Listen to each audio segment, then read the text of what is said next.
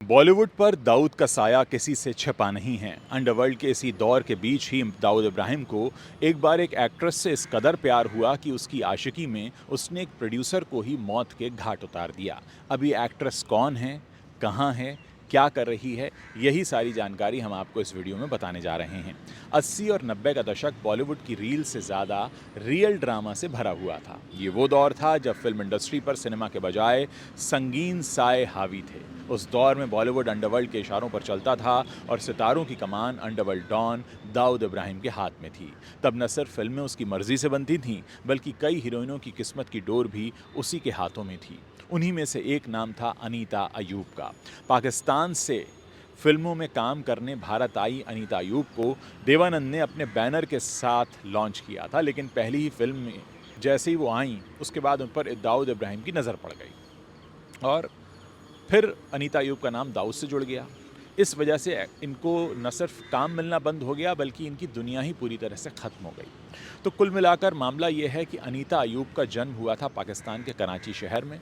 पढ़ाई में तेज़ थीं, खूबसूरत थीं, बड़ी कॉन्फिडेंट थीं और उस वक्त अनीता ने इंग्लिश लिटरेचर में मास्टर्स किया था और फिर अपने एक्टिंग के सपने को पूरा करने भारत आ गईं। उन्होंने मुंबई में रोशन तनेजा एक्टिंग स्कूल से अभिनय की ट्रेनिंग ली। मॉडलिंग से अपने करियर की शुरुआत करने वाली अनीता की किस्मत तब पलट गई जब उनकी मुलाकात हुई हिंदी सिनेमा के लेजेंड देवानंद से। देवानंद उस समय एक नई एक्ट्रेस की तलाश में थे और अनीता के एक विज्ञापन ने उन्हें काफ़ी प्रभावित किया था।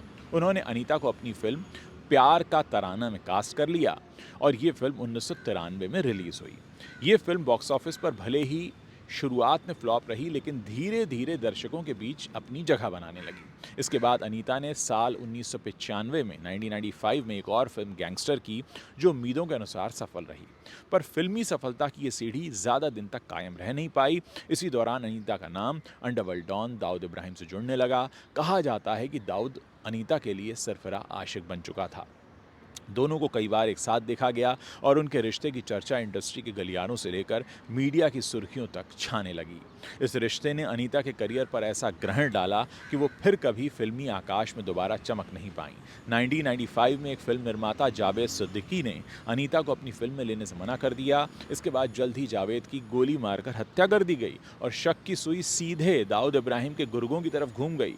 अनीता पर भी सवाल उठे और उन्हें भी पुलिस ने शक के घेरे में रखा। लोगों को ये लगा कि क्योंकि उन्होंने अनीता अयूब को फिल्म में लेने से मना कर दिया, इसलिए दाऊद इब्राहिम ने इनको मरवा दिया। हालांकि अनीता के खिलाफ कुछ साबित नहीं हुआ, लेकिन इस घटना ने अनीता के चारों तरफ विवादों का एक ऐसा जाल बुन गया जिससे उनको निकलना बाद में मुश्किल हो गया।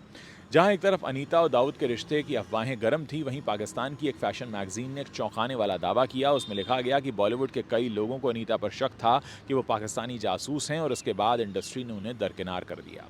बिना किसी आधिकारिक ऐलान के अनीता अयूब का नाम फिर गुमनामी की फहरिस्त में शामिल हो गया। करियर बर्बाद होने और लगातार बढ़ते विवादों के बीच अनीता ने भारत छोड़ दिया और पाकिस्तान लौट गईं। इसके बाद उन्होंने भारतीय गुजराती व्यापारी सौमिल पटेल से शादी की और फिर अमेरिका के न्यूयॉर्क शहर में बस गईं।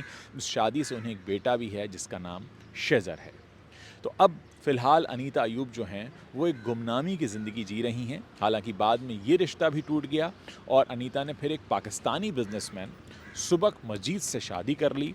कभी बॉलीवुड की नई सनसनी कहलाई जाने वाली अनीता अयूब आज लाइमलाइट से कोसों दूर हैं।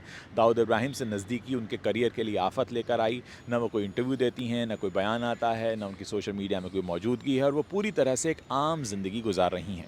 भारत आना जाना उनका पूरी तरह से बंद हो चुका है।